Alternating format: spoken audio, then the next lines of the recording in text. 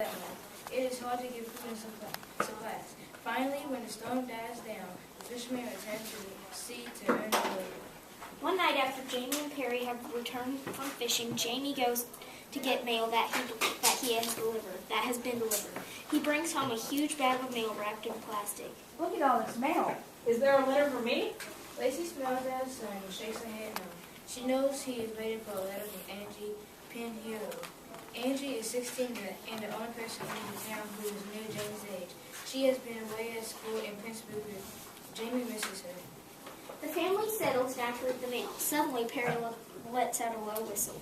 Well, look at this. Some guy in California will pay $100,000 for a killer whale. $100,000 for an old blackfish? I can't believe it. He wants it for some sea party. He wants to teach tricks, I guess. Can you imagine all that money? Get us one, Dad. Yeah, Perry, get us one. Hawaii, here we come. Perry laughs and pretends to read in the paper. Hey, Dad, has anyone ever caught a blackfish? 20 years ago, two guys caught one and got $8,000 for it. But this sea park guy wants the granddaddy of all blackfish. He wants a 25-foot killer whale. Aren't there rules about capturing a killer whale? As far as I know, there aren't. And of course, those Greenpeace folks put up a stink when anyone captures a whale. Jamie knew who his father was talking about. The Greenpeace people were environmentalists. They fought against people who killed baby seals for their fur. Do you think those Greenpeace people would bother us if we got a whale? It doesn't really matter, Jamie. I wouldn't even know how to catch one. It's too big to catch in a net. If you tow it in, it would likely drown. Whoever this Zachary Cook is, he's going to have to wait a long time for a 25-foot blackfish. The next day, Jamie and his father are out fishing. Dad, did you always want to be a fisherman? I was born into it, Jamie, just like you. But do you like it? It's what I do, Jamie.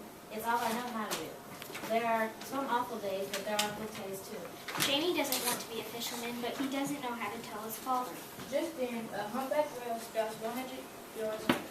Hey, look! We're coming up on an old humpback. Looks like there's something else up there. Perry takes some binoculars and studies the sea. Blackfish! Are you kidding me? A killer whale? Looks like 3 of them. A huge one and 2 smaller ones. We might be in for a real show. Perry and Jamie watch as the killer whales circle the humpback. Suddenly, the killer whales attack the humpback. It is a bloody, sickening sight. No one's going to believe this. I've got to take some pictures. Perry grabs his camera and starts snapping photos. That night, Angie comes home. The two old friends take a walk and talk. Jamie tells Angie about the blackfish attacking the humpback. That sounds gross. It was hard to watch. But those blackfish sure are beautiful, aren't they? Not after what I saw. Just to watch them swim is a major treat. Later, Jamie goes home and hears laughter. What's so funny? We're talking about how we're going to spend the money. What money? The 100,000. That blackfish we saw today had to be at least 25 feet. More like 35 feet, but how are we going to catch it, Dad? That thing's a monster. Yeah, I know, but a man can dream, Jamie. A few days later, Jamie and his father are out on the boat. They are having a good day catching lots of fish. All of a sudden, Perry grabs the binoculars. What is it? That crazy blackfish is heading right into the cove. Is that the big one that killed the humpback? Sure is. Let's go. Perry starts the engine and steers to the cove. We're not going to try to catch him, are we? If he's dumb enough to head to that cove, Jamie, maybe. Maybe what? Just keep your fingers crossed. It could mean Hawaii, your dirt bike, school, and Prince Rupert, and a new boat for me. Jamie is scared as the boat nears the river. He's in there. I don't believe it. This just might work. Get the nets ready. Perry drives the boat up to one end of the narrow cove entrance. He drops an anchor. Then he and Jamie block the entrance to the cove with 3 layers of netting. They drop an anchor at the other end of the entrance and trap the killer whale in the cove. After exploring the cove, the whale turns around and heads towards the net. Jamie misses, but the whale stops just short of the net. I don't understand. That whale can go through that net like it's nothing. He could also jump over it. Why won't he? Whales use sonar. The net is confusing him. He knows something is there, but he doesn't know what. The net might as well be a cement wall. Perry radios Lacey. Oh, want to go to Hawaii? Why are you asking me? We just got the ticket. Jamie and I trapped a big blackfish in the cove. I can't believe it, Perry. I'll be right there. Perry uses the boat telephone to dial the number in the magazine ad. Hello? My name is Terry Tibbs. I'm a fisherman in British Columbia. Mr. Cook, I've got your well. You do? Well, that's great. You're sure he's 25 feet? You betcha. Perry gives Cook directions to the small cove. We'll leave in the morning. You hang on to that well, Mr. Tidd. Word about the whale spreads. People walk to the cove to check it out. As Jamie stands guard, he sees Angie approaching. Why don't you let that whale loose? You're kidding, right? Anything that big and beautiful ought to be free to do what it wants. Let him go. Come on, Angie. You know what this whale is worth. Yeah, I've heard, but if my papa had trapped that whale, I'd tell him the same thing. Angie notices two other blackfish outside the net. They are talking to the trapped whale. They communicate with clicks and high-pitched sounds. I bet those are two females. Well, how do you know that?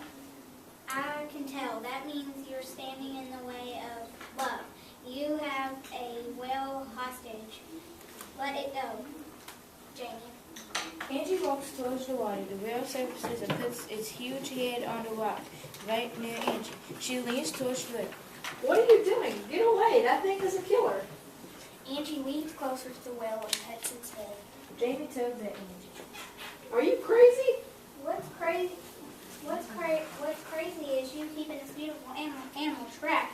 Let's cut the net. Your father will never know. No way, Angie. We're keeping the whale. My family's future depends on it. Besides, my dad would know a knife cut in a net if he saw it. The next day, Cook arrives at the cove with Georgie Tibbets and Doc Greenlee. Welcome, Let's cut the small talk. This is Georgie Tibbets. He used to work at Sea Kingdom. I saw him away. Mr. Stevenson, please To call work for me. 153. He's going to Mr. make sure Stevenson, this call well 153. of yours is smart enough to teach to do tricks. Pleased to meet you. And this is Doc Greenland. He's going to make sure this well is healthy. That whale is a monster, maybe the biggest I've seen. Looks to be about 20 years old. So you think this will meet the requirements? Too soon to tell. We'll need a few days to do some tests. Well, work quickly, gentlemen. Time is money, and I'm sure Mr. Tidd would like that check as fast as he can get it. You're certainly right. You certainly got that right, Mr. Cook. Meanwhile, I'll send these photos you took to the right people. We want to get exposure for this well. I'm calling him Tyrannus. The men do tests, but Jamie looking on. Jamie is interested in the way the two smaller whales continue to come by and talk to the larger one. What are they doing? They're talking to each other. Whales have their own language, you know. And those two are female whales, probably his mates. I think they're both pregnant with his children. Doc, do you think whales like being at sea parks? It's hard to tell. They get fed well and get great care. Some whales even love performing for people. They're playful creatures and they have seem happy when they're doing tricks. But no matter how good it is, it's still not the sea. It's not their natural environment. The word natural sticks in Jamie's brain. Is it natural to trap a whale in a cove? Is it natural to sell a whale to a sea park and make it do tricks? He thinks about what Angie said. I really wish we could understand their language. Then he could tell us what he wants. After days of testing, Georgie and Doc convince Cook that the whale is worth money. They go to a warehouse to build a special pen to carry the whale to California. Jamie stays at the cove to keep an eye on the whale. It gets late and he falls asleep. He is awakened by a scream. Jamie looks in the direction of the scream. He sees Angie in the water with the whale. He knows why she's there. She's gone to cut the net and free the whale. Oh,